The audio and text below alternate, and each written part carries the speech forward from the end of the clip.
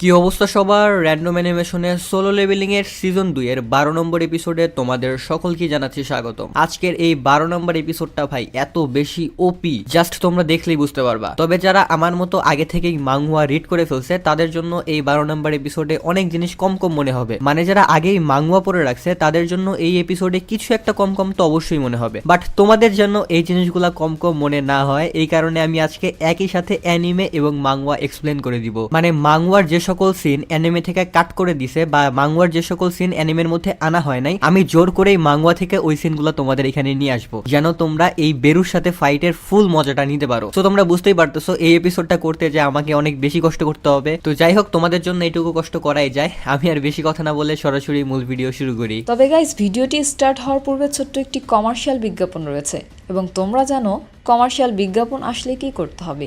বিজ্ঞাপন দেখার প্রয়োজন নেই, তোমরা ডিরেক্ট স্কিপ করে মূল ভিডিওতে যাবে।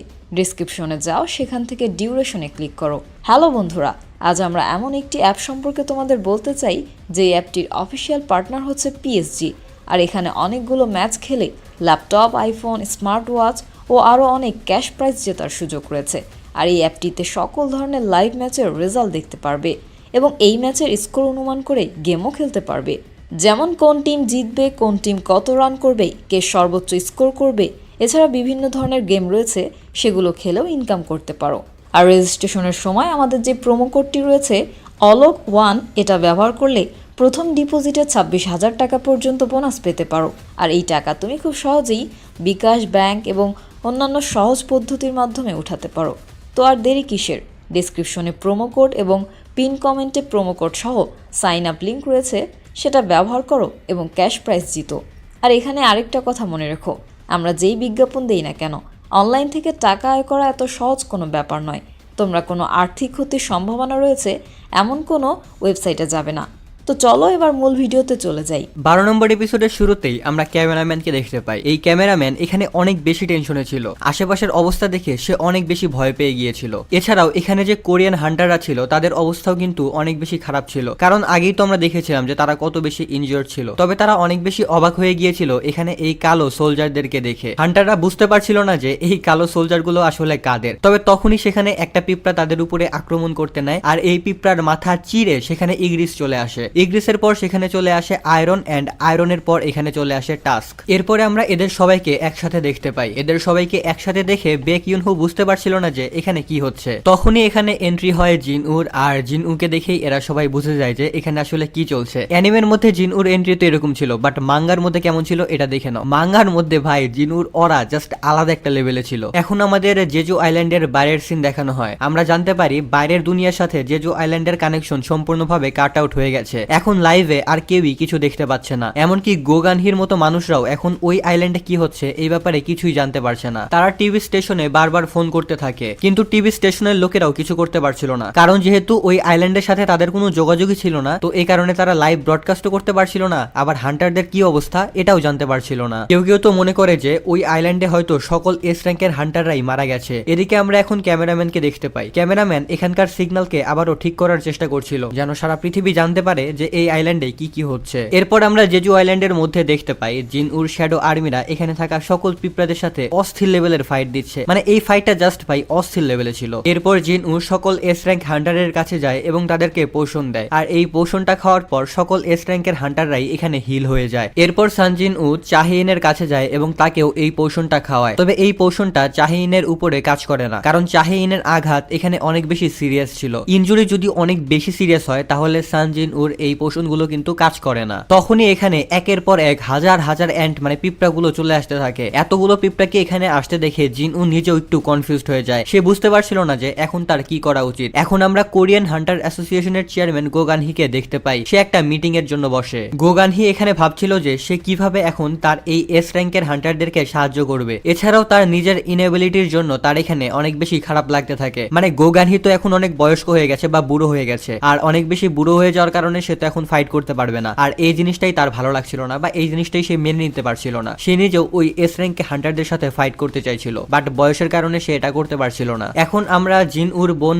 জিনাহকে দেখতে পাই। তাদের ঘরের টিভি কাজ করছিল না, তারা লাইভ দেখতে পারছিল না, এই কারণে জিনা এখানে অনেক বেশি রেগে যায়। সে তখন রেগে নিজের রুমে চলে যায়, কারণ সে এখন মোবাইল চালাবে। জিনার মা তখন ভাবতে থাকে জিনার আসলে অনেক বেশি ধৈর্য কম। এখন আমরা জাপানিজ হান্টার অ্যাসোসিয়েশনের চেয়ারম্যানকে দেখতে পাই। সে এখানে অন্য কোন একজন লোকের সাথে কথা বলছিল। এখানে তারা গোতো রিউজির মৃত্যুর ব্যাপারে কথা বলছিল। মানে গোতো রিউজি আর বেরুর ফাইট কিন্তু আমরা দেখিও নাই, আমি ওইটাকে এখন বেরুই বলবো, অ্যান্ড কিং বলতে পারবো না, কারণ পোকা তো পোকাই হয়, তুমি চাইলে আমার রেসিস্ট বলতে পারো। মানে বেরু এখানে এত বেশি পাওয়ারফুল ছিল যে সে গোতো রিউজির মতো একজন টপ র্যাঙ্ক হান্টারকেও জাস্ট 1 সেকেন্ডের মধ্যে মেরে ফেলেছে। এখন আমরা জেজু আইল্যান্ডের মধ্যে ফাইটের সিন আবারও দেখতে পাই। এখানে ওপি লেভেলের ফাইটও চলছিল। এখানে আমরা জানতে পারি ইগ্রিস, আয়রন, ট্যাঙ্ক বা টাস্কের মতো যে টপ লেভেলের সোলজার আছে তারা তো খুবই ভালোভাবে বা খুবই সহজে এই পিঁপড়াদেরকে হারিয়ে দিচ্ছিল, কিন্তু নর্মাল যে সোলজার গুলো ছিল তাদের এই পিঁপড়াদেরকে মারতে একটু সমস্যা হচ্ছিল। এই কারণে জিনু এখানে সিদ্ধান্ত নেয় যে সকল পিঁপড়ারা অলরেডি মারা গেছে জিনু তাদের শ্যাডোকেও এক্সট্রাক্ট করবে। এই কারণে জিনু এখানে থাকা সবাইকে বলে এখন তোমরা যা দেখবে এই সম্পর্কে তোমরা কখনোই কাউকে কিছু বলবে না। এরপর জিনু এখানে থাকা সকল এস র্যাঙ্ক হান্টারদেরকে টাস্কের পেছনে যেতে বলে। সে বলে টাস্ক তোমাদের নিরাপদ একটা জায়গায় নিয়ে যাবে। এখন জিনু এখানে কিছু একটা করার আগেই এখানে বেরু বা অ্যান্ড কিং চলে আসে। ভাই এই জায়গাটা দেখে আমি সত্যি বলতে অনেক বেশি হতাশ। এখান থেকে একটা সিন কিন্তু ওরা কাট করে ফেলছে, সেটা হচ্ছে মাঙ্গুয়ার মধ্যে এই যে তোমরা দেখতে পাচ্ছ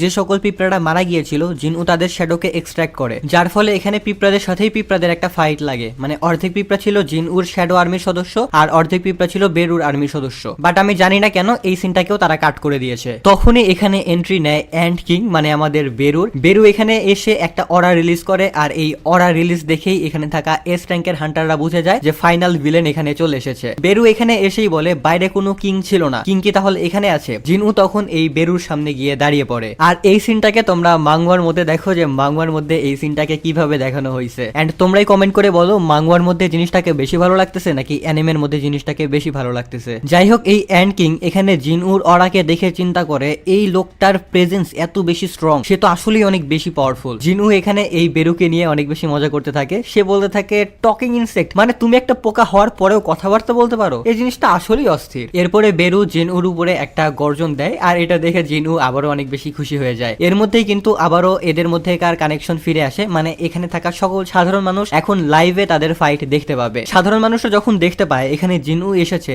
তখন সবার ভরসা এই জিনউর উপরেই চলে যায়। এরপরে আমরা দেখতে পাই জিনউর বোন জিনাও এখানে লাইভে জিনউকে দেখতে পায়, আর এরপরে তার রিয়াকশন আসলেই দেখার মতো ছিল, যদিও অ্যানিমের চেয়ে মাঙ্গুয়ার মধ্যে তার রিয়াকশনটা বেশি দেখার মতো ছিল। এদিকে গোগানহি এখানে জিনউকে দেখে অনেক বেশি খুশি হয়ে যায়। সে তখন বলে আজকে দুনিয়া এমন কিছু দেখবে যেটা দুনিয়া আগে কখনোই দেখেনি। জিমচুল তখন জিজ্ঞাসা করে কিন্তু জিনু এখানে কিভাবে পৌঁছালো? গোগানহি তখন বলে এতে কিছুই যায় আসে না, আমাদের এখন জিনউর উপরে ভরসা রাখতে হবে। এরপরে এই অ্যান্ড কিং জিনউর উপরে অনেক পাওয়ারফুল একটা পাঞ্চ মারে, আর এই পাঞ্চ মারা দেখে এখানে থাকা অন্যান্য হান্টাররা ভাবে জিনুর কাজ শেষ, জিনুর কাহিনী শেষ। তারা মনে করে জিনু এই বাঘটাকে বা এই পোকাটাকে মানে এই পিঁপড়াটাকে একটু বেশি আন্ডার এস্টিমেট করে ফেলেছিল। বাট ভাই এই পাঞ্চটা খাওয়ার পর জিনুর যে অরা এখানে রিলিজ হয়, মানে জিনুর এখানে যে লেভেলের অ্যাটিটিউড থাকে আমি তোমাদের মাঙ্গুয়ার মধ্যে থেকেও দেখাইতেছি ভাই, এটা জাস্ট ওপি ছিল, অ্যানিমের চেয়ে 1000 গুণে ভালো, এটা আমি চোখ বন্ধ করে বলতে পারি। এখানে জিনু আর বেরুর মধ্যে ভাই যে লেভেলের ফাইট হয়েছে আমি জাস্ট তোমাদের কয়েকটা ক্লিপ দেখাই দিতেছি, ক্লিপ বলতে পিকচার দেখাই দিছি, এই পিকচার গুলো দেখলেই তোমরা বুঝতে পারবা। স্পেশালি আমি মাঙ্গুয়ার পিকচারও দিয়ে দিব, এটা দেখলে তোমরা আরো ক্লিয়ার ভাবে বুঝতে পারবা যে এখানে কি লেভেলের ফাইট গুলা হয়েছে। আমাদের ক্যামেরাম্যান এখানে ভাবতে থাকে আমি একজন এ র্যাঙ্কের হান্টার, কিন্তু এদের ফাইটের কারণে এখানে যে লেভেলের মানা রিলিজ হচ্ছে এই মানার কারণে আমার এখানে দাঁড়ায় থাকতে কষ্ট হচ্ছে, এখানে জাস্ট দাঁড়ায় থাকার জন্যই আমাকে আমার সকল পাওয়ার ব্যবহার করতে হচ্ছে। প্রথম দিকে এখানে যে ফাইট হচ্ছিল এটা দেখে স্পষ্ট বোঝা যাচ্ছিল যে এই অ্যান্ড কিং জিনুর সাথে পারছে না, জিনু এখানে অনেক বেশি আপার হ্যান্ডে আছে। তবে প্রত্যেকটা ফাইটেই একটা করে প্লট টুইস্ট থাকে, তো এখানেও একটা প্লট টুইস্ট আছে। এখানে এই অ্যান্ড কিং হঠাৎ করেই তার মুখ থেকে জিব্বার মতো কিছু একটা বের করে এবং সেটা দিয়ে জিনুর মুখে একটা কাট লাগিয়ে দেয়। আসলে এই অ্যান্ড কিং এর এই জিব্বার মতো অংশটায় অনেক ভয়ানক বিষ ছিল, যে বিষের কারণে জিনুর অবস্থা এখানে মোটামুটি কিছুটা খারাপ হয়ে যায়। এরপরে মাঙ্গুয়ার মধ্যে তোমরা দেখতে পাচ্ছ এই অ্যান্ড কিং জিনুর সামনে কি লেভেলের ভয়ানক অরা নিয়ে দাঁড়ায় আছে। এখন এটার রেজাল্ট কি এটা দেখানোর আগেই সিন কাট হয়, আর আমরা আবারও জাপানিজ হান্টার অ্যাসোসিয়েশনের প্রধানকে দেখতে পাই। তারা তাদের রাডারের মাধ্যমে দেখতে পায় এই কালো কালারের পিঁপড়া মানে অ্যান্ড কিং আবারও তার বাসার দিকে ফিরে যাচ্ছে। তারা মনে করে গোতোর সাথে ফাইট করার কারণে সে হয়তো অনেক বেশি ইনজুর্ড হয়ে গেছে, এই কারণে সে রেস্ট নেওয়ার জন্য সেখানে গেছে, কিন্তু বাস্তবে তো এরকমটা হয় নাই। গোতো রিউজি তো এই অ্যান্ড কিং এর টাচ পর্যন্ত করতে পারে নাই। যাই হোক, এই জাপানিজ হান্টার অ্যাসোসিয়েশনের প্রধান বেঁচে থাকা বাকি 3 জন এস র্যাঙ্কের হান্টারদেরকে বলে তোমরা ফিরে যাও এবং ফাইট করো। মানে সে ভাবছিল যেহেতু এই অ্যান্ড কিং এখন অনেক বেশি ইনজুর্ড হয়ে আছে, তাই এই তিনজন এস র্যাঙ্কের হান্টার হয়তো তাকে হারাতে পারবে। এখানে এই অর্ডার শোনার সাথে সাথেই মিনোরু অনেক বেশি ভয় পেয়ে যায় এবং তাকে বলে আমি যাব না, তোমরা ওই মনস্টারটাকে দেখোনি, আমি ওই মনস্টারটাকে দেখেছি, আমি জানি ও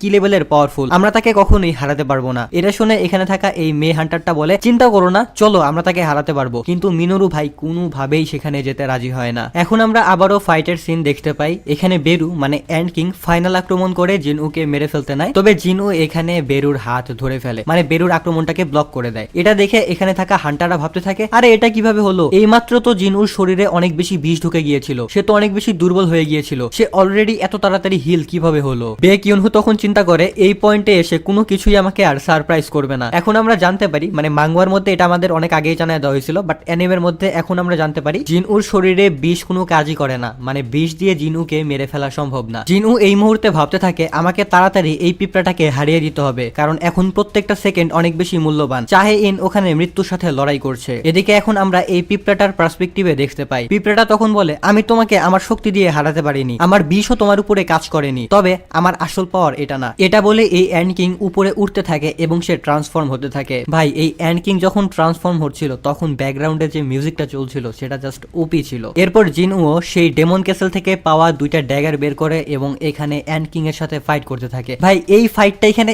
এত বেশি ওপি ছিল আমি জাস্ট এক্সপ্লেন করে বুঝাইতে পারতেছি না। এই এপিসোডের লিংক কিন্তু টেলিগ্রামে দেওয়া থাকবে, তোমরা টেলিগ্রামে যায় পুরো এপিসোডটা দেখতে পারো। যাই হোক ফাইট করার সময় এখানে এই অ্যান্ড কিং বুঝতে পারে স্পিডের মামলাতেও জিনউ তার চেয়ে অনেক বেশি উপরে, মানে এই অ্যান্ড কিং ভাবছিল যে তার স্পিড জিনুর চেয়েও অনেক বেশি, কিন্তু জিনু প্রথমে স্পিডের দিক দিয়ে তার সাথে কিপ আপ করছিল এবং ধীরে ধীরে জিনুর স্পিড এই অ্যান্ড কিং এর চেয়েও অনেক বেশি হয়ে যাচ্ছিল। জিনু এখানে তার ডেগার দিয়ে একের পর এক এই অ্যান্ড কিং এর উপরে আক্রমণ করতে থাকে। এ কারণে এই অ্যান্ড কিং এর অবস্থা কিন্তু এখানে অনেক বেশি খারাপ হয়ে যায়। তবে তারপরেও এই অ্যান্ড কিং একটা সুযোগ পেয়ে তার একটা নখ জিনুর চোখের মধ্যে ঢুকিয়ে দিতে নেয়। তবে তখনই জিনুর একটা অ্যাবিলিটি ম্যাক্স হয়ে যায়। জিনুর এই অ্যাবিলিটিটা আগেই কিন্তু ম্যাক্স ছিল, এটা ছিল ফ্যাটাল স্ট্রাইক, তবে এটা আরো এক ধাপ আপডেট হয়ে ম্যাক্সিমাম মিউটিলেশনে পৌঁছে যায়। এই সময় ফাইট করার সময় ভাই তুমি এই মাঙ্গুয়ার চ্যাপ্টারের পৃষ্ঠাটা দেখো, জিনউর অ্যাটিটিউড, জিনউর অরা কি লেভেলের হাই ছিল। যাই হোক অ্যানিমের মধ্যে আমরা দেখতে পাই এরপর জিনউ এই অ্যান্ড কিং এর উপর আক্রমণ করে তার দুইটা হাত কেটে ফেলে। যখন এই অ্যান্ড কিং এর হাত কাটা ভরে যায় তখন সে বুঝতে পারে যে সে কোনোভাবেই জিনউর সাথে পারবে না। এই কারণে সে দৌড়ে এখান থেকে পালানোর চেষ্টা করতে থাকে। তোমরা অ্যানিমের মধ্যে দেখতে পারো, অ্যানিমের মধ্যে জিনিসটাকে একটু ফানি লাগছে আর মাঙ্গার মধ্যে জিনিসটাকে একটু সিরিয়াস লাগছে, যে এই বেরু সিরিয়াস হয়ে পালানোর চেষ্টা করছে। বেরু যখন এখান থেকে পালাচ্ছিল তখন জিনউর যে অরা অ্যাটিটিউড এটা ভাই অ্যানিমের মধ্যে দেখায় নাই, এটা দেখাইছে মাঙ্গার মধ্যে। এই দেখো এই পিকচারটা কি লেভেলের হাই অরা ছিল। যাই হোক বেরু যখন এখান থেকে পালানোর চেষ্টা করছিল তখনই জিনু এসে আবারও তার উপরে আক্রমণ করে দেয়। জিনু তখন বেরুকে মেরে নিচে ফেলে দেয়। এখানে ভাই বেরুর অবস্থা খুবই খারাপ ছিল, সেখানে জাস্ট ছটফট করছিল। আর এই সিনটা অ্যানিমের মধ্যে সত্যি বলতে অনেক বেশি ব্রুটাল ছিল, মানে বেরু এখান থেকে নিজের জীবন বাঁচানোর জন্য কত কষ্ট করে পালানোর চেষ্টা করছিল, কিন্তু জিনু তাকে কোনোভাবেই পালাতে দিচ্ছিল না। জিনু বারবার তাকে টেনে এনে মারছিল। পিঁপড়াটা তখন ভাবতে থাকে আমাকে যেভাবে হোক বেঁচে থাকার জন্য এই জায়গাটা থেকে পালাতে হবে। এই সিনটা আমি তোমাদের মাঙ্গা থেকে বলে দিলাম আর কি। যাই হোক বাঁচার জন্য এই পিঁপড়াটা এখন এখানে থাকা তার সৈনিক পিঁপড়াদেরকে বলে সবাই এদের উপরে হামলা করো। জিনুও তখন এখানে তার সকল শ্যাডো আর্মিদেরকে নিয়ে আসে এবং তাদেরকে এই পিঁপড়াদের সাথে ফাইটে লাগিয়ে দেয়। এখানে জিনুর আর্মিরা অনেক বেশি পাওয়ারফুল ছিল, এই কারণে এই পিঁপড়ারা এখানে কিছুই করতে পারে না। এখানে মাঙ্গুয়ার মধ্যে একটা মজার সিন আছে, আমি তোমাদের এটা এক্সপ্লেন করে দেই। এখানে জিনু টাস্কের কাছে যায় এবং টাস্ককে বলে তুমি এখন এই সকল পিঁপড়াদেরকে মেরে ফেলো, আর হ্যাঁ যদি ওই মানুষদের উপরে কোনো পিঁপড়া আক্রমণ করে তাহলে আমি আর তোমাকে কখনোই সামান করবো না। এটা শুনে টাস্ক অনেক বেশি সিরিয়াস হয়ে এখানে থাকা পিঁপড়াদের উপরে ডেঞ্জারাস আক্রমণ করতে থাকে। এদিকে আমরা দেখতে পাই বেরু এখন জিনুর থেকে পালানোর চেষ্টা করছিল, কিন্তু জিনু তাকে পালাতে দিচ্ছিল না। অ্যান্ড কিং যতবারই পালানোর চেষ্টা করছিল জিনু ততবারই তাকে টেনে নিজের কাছে আনছিল। এরপরে জিনু তার মিউটিলেশন অ্যাবিলিটি ব্যবহার করে ফাইনাল আক্রমণ করে এই অ্যান্ড কিং এর উপর, আর এই অ্যান্ড কিং এখানেই মারা যায়। মৃত্যুর আগে অ্যান্ড কিং কি লেভেলের ভয়ের মধ্যে ছিল বা কি লেভেলের টেনশনে ছিল এটা আমি তোমাদের এই মাঙ্গার প্যানেলগুলো থেকে দেখাইতেছি, কারণ এই মাঙ্গার প্যানেলগুলো দেখলে তোমরা বেশি মজা পাবা। যাই হোক এই অ্যান্ড কিং কে হারিয়ে দেওয়ার পর এখানে জিনউর কিন্তু লেভেল আপ হয়। যাই হোক এই অ্যান্ড কিং হেরে যাওয়ার পর এখানে থাকা বাকি সকল পিঁপড়ারাই তাড়াতাড়ি করে এই জায়গাটা থেকে পালিয়ে যায়। এদের সবাইকে এই মুহূর্তে জিনউ মারতে যায় না, এই মুহূর্তে জিনউ আগে যায় চাহেইনের কাছে, কারণ চাহেইনের অবস্থা এখানে অনেক বেশি খারাপ। সে জীবন আর মৃত্যুর সাথে ফাইট করছে, তাই তাকে বাঁচানো বেশি জরুরি। চাহেইনকে বাঁচানোর জন্য জিনউ তার এলেক্সার অফ লাইফ পোশনটা বের করে, কিন্তু এই এলেক্সার অফ লাইফ পোশনটাও চাহেইনের উপরে কাজ করে না। জিনউ বুঝতে পারছিল না যে এখন তার কি করা উচিত, কারণ সে যে এখন চাহেইনকে নিয়ে অন্য কোন একটা জায়গায় যাবে ওই সময়টাও নাই। এরকমটা করতে গেলে এই সময়ের মধ্যে চাহেইন মারা যাবে। আবার জিনু এখন তার শ্যাডো এক্সচেঞ্জও ব্যবহার করতে পারবে না, কারণ কিছুক্ষণ আগেই সে শ্যাডো এক্সচেঞ্জ এক্সচেঞ্জ ব্যবহার করে এখানে এসেছে, তাই আগামী 3 ঘন্টা পর্যন্ত সে এটা ব্যবহার করতে পারবে না। তখনই জিনুর মাথায় কোনো একটা পরিকল্পনা আসে, সে তখন তার ওইরকম অরা নিয়ে পেছনের দিকে তাকায়, আর এখানেই এই এপিসোডটা শেষ হয়ে যায়। এপিসোডটা তোমাদের কেমন লাগছে এটা অবশ্যই আমাকে কমেন্ট করে জানাই দিও। এপিসোডটা কিন্তু আসলেই জাস্ট ওপি লেভেলে ছিল। এরপরের এপিসোড যখনই আসবে ভাই আমি তখনই তোমাদের জন্য এক্সপ্লেন করে দিব। ভাই যদি এপিসোড না আসে তাহলে আমি কিভাবে এক্সপ্লেন করবো বলো? 12 নম্বর এই এপিসোডটা কিন্তু গতকাল রাতে আসছে, আর আমি আজকে এটা তোমাদের জন্য নিয়ে আসছি। 23 নম্বর এপিসোডটা যখন আসবে আমি তখনই তোমাদের জন্য নিয়ে আসবো, সো টেনশন করার কোনো দরকার নাই। আজকের মতো আমি এখানেই বিদায় নিচ্ছি। ভালো থাকো, সুস্থ থাকো, আল্লাহ হাফেজ।